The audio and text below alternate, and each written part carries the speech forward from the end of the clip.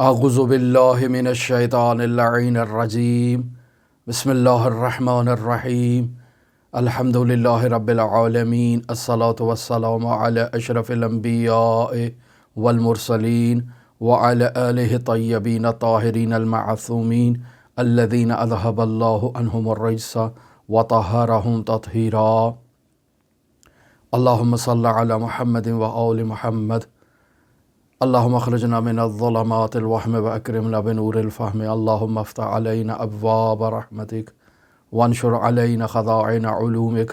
برحمتک یا ارحم الراحمین۔ عزیزان محترم، آپ تمام کی خدمت میں عید سعید فطر کی مناسبت سے تبریک و تہنیت پیش کرتا ہوں۔ مسلمانوں کی بہت عظیم عید سعید فطر، عید بندگی، عید اطاعت، عید فرمان برداری، خداوند متعال کے حضور عبادت کے شکرانے پر آج کے دن مسلمان عید مناتے ہیں اور مسرت کا اور خوشی کا اظہار کرتے ہیں۔ در واقع عید اسی شخص کی ہے جس نے اللہ تبارک و تعالیٰ کی اطاعت کی ہو، فرمان برداری کی ہو، خاضعانہ خاشعانہ خداوند متعال کی درگاہ میں سجدہ ریز ہوا ہو اور خداوند متعال سے اپنے گناہوں کی بخشش کروانے کے بعد آج کے دن یکم شوال المکرم کے دن عید سعید فطر کی خوشیاں مناتا ہے، اور آپ تمام مؤمنین کو اس عید سعید فطر کی مناسبت سے تبریک و تہنیت پیش کرتا ہوں۔ آج کے دن آپ کی خدمت میں مرحوم آیت اللہ سید علی قاضی طباطبائی رحمۃ اللہ علیہ کی معیشتی تنگ دستی کے بارے میں کچھ گفتگو کریں گے۔ مرحوم آیت اللہ علی قاضی طباطبائی وہ ہستی ہیں، وہ شخصیت ہیں کہ جن کی زندگی میں تنگ دستی کے واقعات بے شمار ہیں،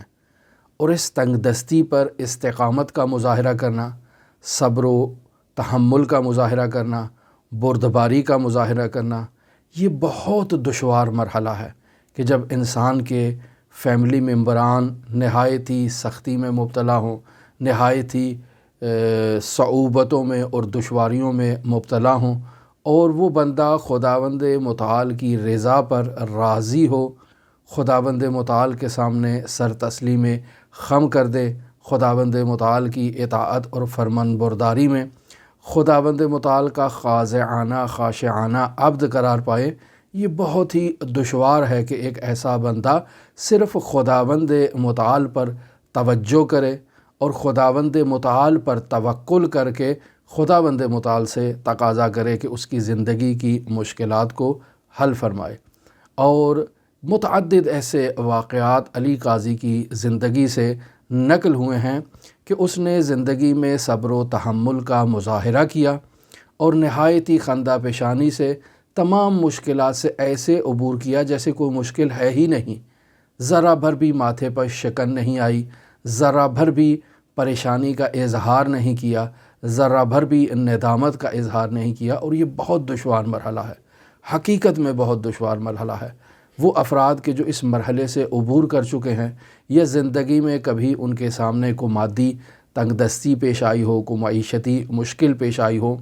وہ بہتر درک کر سکتے ہیں کہ اس مشکل میں صبر و تحمل کرنا کس قدر دشوار ہے۔ اور ایک عارف کے لیے ایسی معیشتی مشکلات میں، اقتصادی مشکلات میں صبر و تحمل کا مظاہرہ کرنا، جزئیت سے نکل کر کلیت میں داخل ہونا، چونکہ انسان جزئی ہے اور حضرت حق متعال کلیت ہے، انسان اپنی خودی سے نکل کر حق متعال کی طرف جب سفر کرتا ہے تو اس کی زندگی میں ایسی صعوبتوں کا آنا ایک لازمی اور فطری سا عمل ہے، یہ اس سفر کے لیے فطری عمل ہے۔ لہٰذا انسان کے لیے زمان و مکان کی قید سے خارج ہونا اور حضرت حق متعال کی ولایت مطلقہ الہیہ میں داخل ہونا اور حضرت حق متعال سے متصل ہونا، وصل ہو جانا، یہ بہت دشوار مرحلہ ہے، آسان مرحلہ نہیں ہے۔ اس میں خداوند متعال کی آزمائشیں ہیں، خداوند متعال کی اس راہ کے اندر بہت ایک عبد کے لیے تکالیف ہیں، اور ایسا عبد کہ جس کی زندگی میں اور بہت سے افراد اس کے ساتھ جڑے ہوں، ان سب کی مدیریت کرنا، ان سب کو صبر و تحمل کی تلقین کرنا، نصیحت کرنا بہت دشوار مرحلہ ہے۔ لہٰذا حضرت حق متعال جو غنی ہے، اس حق متعال کے سامنے نقطۂ مد مقابل اگر تصور کیا جائے تو جو انسان کھڑا ہے وہ فقیر مطلق ہے۔ مرحوم آیت اللہ قاضی سے بس اوقات لوگ سوال کیا کرتے تھے کہ آپ اپنی معیشتی مشکلات کے حل کے لیے کوئی چارہ جوئی کیوں نہیں کرتے ہیں، کوئی اقدام کیوں نہیں کرتے ہیں، کوئی کار و کاسبی کیوں نہیں شروع کر دیتے ہیں؟ تو فرمایا وہ ذات غنی مطلق ہے، اور اس غنی مطلق ذات کے سامنے میں ادنا سا ایک حقیر سا فقیر سا ایک نہایت ہی ذلیل و خاضع سا بندہ فقیر مطلق ہوں۔ میں نہیں چاہتا ہوں کہ میرے پاس کوئی ایسی متاع ہو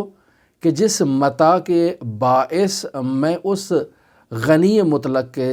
ذات کے سامنے ایک ذرہ بھر بھی فقر کی جو حد ہے اس کو اپنی وجود سے ختم کر دوں۔ لہٰذا ہرگز مجھے یہ پسند نہیں ہے کہ اس غنی مطلق ذات کے سامنے میرے پاس کوئی متاع ہو، میرے پاس کوئی چیز ہو۔ مجھے حیا آتی ہے، مجھے شرم آتی ہے اس غنی مطلق ذات سے کہ اس کے سامنے میری جیب میں کچھ بھی ہو، حتیٰ کہ مجھے یہ پسند نہیں ہے اس ذات کے سامنے۔ لہٰذا اللہ کا ولی ان مشکلات سے نہایت ہی خندہ پیشانی سے عبور کرتا ہے اور گزر جاتا ہے۔ خداوند متعال اپنے اولیاء کے بارے میں سورہ یونس کی آیت نمبر 62 میں ارشاد فرماتا ہے، بسم اللہ الرحمن الرحیم، الا آگاہ رہو، متوجہ ہو جاؤ، غور کرو، توجہ کرو، ان اولیاء اللہ لا خوف علیہم ولا هم یحزنون۔ متوجہ رہو کہ اللہ کے جو بندے ہیں، جو اللہ کے اولیاء ہیں، وہ ہرگز خوف زدہ نہیں ہوتے ہیں اور نہ ہی وہ کبھی رنجیدہ ہوتے ہیں۔ اس بات کی طرف توجہ کر لو۔ اور مرحوم علی قاضی طباطبائی اولیاء الہی میں شمار ہوتے ہیں۔ اللہ کے ولی کے دل میں صرف ایک ہی خوف ہوتا ہے کہ اس غنی مطلق ذات کے سامنے کہیں آداب بندگی میں خلل واقع نہ ہو جائے۔ لہٰذا اس غنی مطلق ذات کے سامنے مرحوم قاضی ہمیشہ اس بات سے خائف رہتے تھے کہ کہیں ان کی جیب میں یا ان کے پاس کوئی ایسی متاع موجود نہ ہو کہ جس متاع کے باعث وہ کچھ حد تک ایک ذرہ بھر بھی دائرۂ فقر سے باہر نکل آئیں اور جیب میں کوئی چیز موجود ہو اور وہ فقیر نہ کہلائیں اب۔ لہٰذا اس چیز سے خوف زدہ ہوتے تھے، اس چیز سے رنجیدہ رہتے تھے مرحوم علی قاضی طباطبائی۔ انسان کے پاس اگر کوئی متاع ہو تو انسان اس متاع کے کھو جانے کی وجہ سے، چھن جانے کی وجہ سے خائف رہتا ہے۔ لہٰذا ایک ادنا سا جو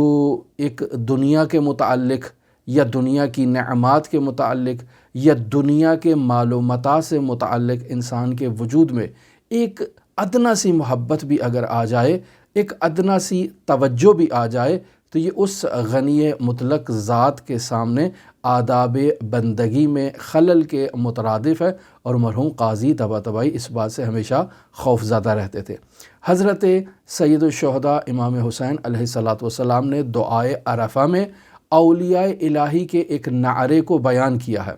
یعنی اللہ کے ولی اس بات کو متوجہ رہتے ہیں ہمیشہ کہ ماذا وجد من فقد، اے وہ ذات کہ جس نے تجھے کھو دیا اس نے کیا پایا، یعنی تمام دنیا اس کے سامنے اگر اس کے قدموں میں ڈھیر کر کے رکھ دی جائے، لیکن اے پروردگار جس نے تجھے کھو لیا ماذا وجد، اس نے کیا پایا؟ کچھ بھی تو نہیں پایا ہے۔ در واقع یہ بندہ کچھ رکھنے کے باوجود بھی کچھ نہیں رکھتا ہے، اس کا دامن خالی ہے۔ وَمَا الَّذِي فَقَدَ مَنْ وَجَدَ، اور جس نے تجھے پا لیا اس نے اگر کچھ کھو بھی دیا تو کچھ نہیں کھویا، کیونکہ اس نے تجھے پا لیا ہے۔ حقیقت میں متاع اس ولی کی تو ہے، تیرے علاوہ اور کوئی متاع نہیں ہے اس ولی کے پاس۔ لہٰذا وہ بہت خوبصورت شعر ایرانی شاعر کا کہ جو کہتا ہے، آن کس کے ترا شناخت جان را چه کند، اے وہ ذات مطلق، اے وہ ذات غنی مطلق جس نے تجھے پہچان لیا ہے اس کو اس جان کی کیا ضرورت ہے؟ فرزند و عیال و خانمان را چه کند، اس کو بیوی کی کیا ضرورت ہے، اس کو اب بچوں کی کیا ضرورت ہے، اس کو گھر کی کیا ضرورت ہے، ان چیزوں کی اب اس کو کوئی ضرورت نہیں ہے۔ دیوانے کنی دو جہانش بخشی، کہ تو اس کو اپنا دیوانہ بنا لے اور یہ تمام عالم امکان کی نعمات اگر تو اس کے قدموں میں لا کر رکھ دے تو دیوانہ یہ تو دو جہان را چه کند۔ تو اگر تیرا شخص دیوانہ ہے تو اس دنیا کی تمام مال و متاع بھی اگر اس کے قدموں میں رکھ دی جائے تو وہ اس مال و متاع کا کیا کرے گا؟ وہ تو تجھ سے لو لگا کر بیٹھا ہے، تیرا ولی ہے، اور ہر کسی کے لیے سیر و سلوک کا سفر کرنا آسان نہیں ہے، بہت دشواریاں ہیں، بہت تکالیف ہیں، بہت مشکلات ہیں۔ مرحوم آیت اللہ علی قاضی طباطبائی رحمۃ اللہ علیہ کے رسمی وصی آیت اللہ شیخ عباس حاتف کوچانی سے واقعہ آپ کی خدمت میں نقل کرتا چلوں۔ وہ کہتے ہیں کہ ہم نے کبھی اپنی زندگی میں مشاہدہ نہیں کیا کہ مرحوم قاضی اپنے گھر کبھی کوئی فروٹ لے کر گئے ہوں۔ معمولاً آدمی اپنے گھروں میں فروٹ لے جاتے ہیں، لیکن مرحوم آیت اللہ کوچانی کہہ رہے ہیں کہ میں نے کبھی نہیں دیکھا کہ وہ فروٹ لے کر گئے ہوں، اور گرمیوں میں ان کے لیے بہترین فروٹ لسی ہوا کرتی تھی جیسے وہ استعمال کیا کرتے تھے۔ تو آیت اللہ کوچانی کہتے ہیں کہ ایک روز میں مرحوم قاضی کے ہمراہ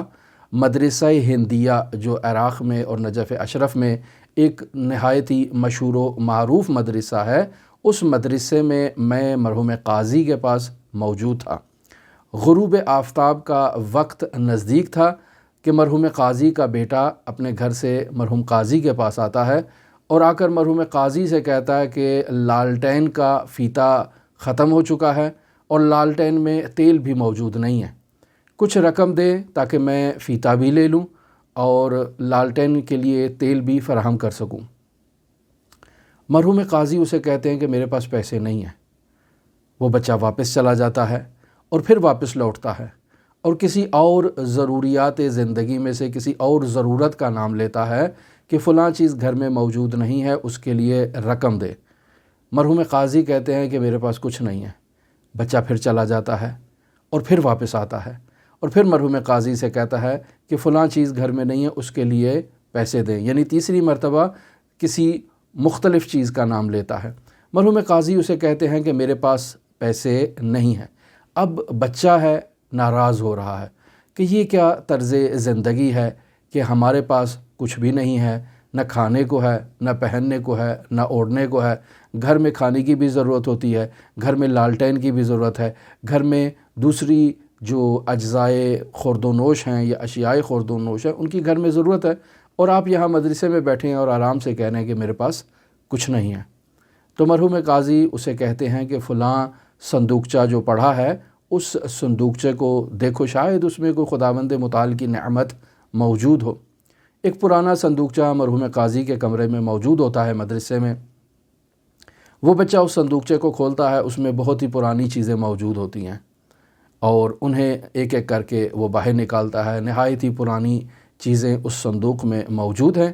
اور کوئی رقم کا نشان نہیں ہے۔ کہتا ہے کہ اس میں تو کچھ بھی نہیں ہے۔ آیت اللہ قاضی کہتے ہیں کہ اچھی طرح سے دیکھو، شاید اللہ کی کوئی نعمت اس کے اندر موجود ہو۔